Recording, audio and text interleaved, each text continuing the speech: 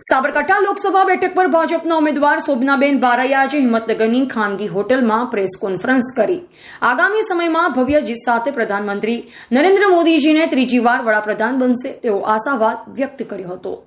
લોકસભાની ચૂંટણીના આડે હવે ગણતરીના દિવસો બાકી છે, ત્યારે ભાજપ તેમજ કોંગ્રેસ દ્વારા એડી ચોટીનો પ્રચાર ચાલી રહ્યો છે। ત્યારે આજે સાબરકાંઠા લોકસભા બેઠકના ભાજપના ઉમેદવાર આગામી સમયમાં પ્રધાનમંત્રી નરેન્દ્ર મોદીના કાર્ય થકી ત્રીજી વાર વડાપ્રધાન બનાવવાની વાત કરી સાબરકાંઠા તેમજ જિલ્લાના 14 તાલુકાઓમાં વ્યાપક જનસમર્થન મળતું હોવાની રજૂઆત કરી હતી।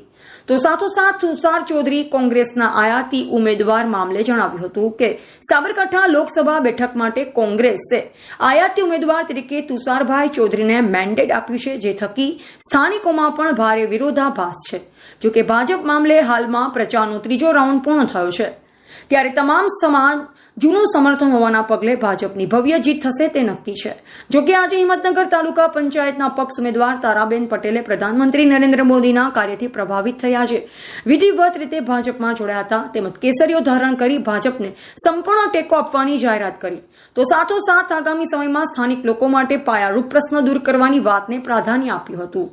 એવા રાજકમલસિંહ પરમાર, ભારતની અસ્મિતા, સાબરકાંઠા।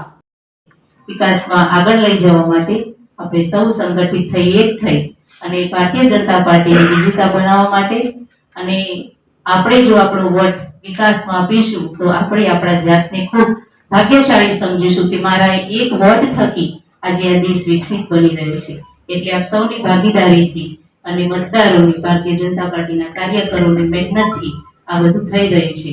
એટલે આગામી સમયમાં પણ આપ સૌનો સહકાર પણ આટલો જ બની રહેશે એવી હું આપ સૌની અપેક્ષા રાખું છું। 1લી તારીખે માનનીય વડાપ્રધાન શ્રી મોદી સાહેબ ગુજરાતના પનોતા પુત્ર આપણી ધરતી ઉપર પધારી રહ્યા છે, તો એમાં પણ આવવા આપ સૌને હું મારું હાર્દિક આમંત્રણ આપું છું।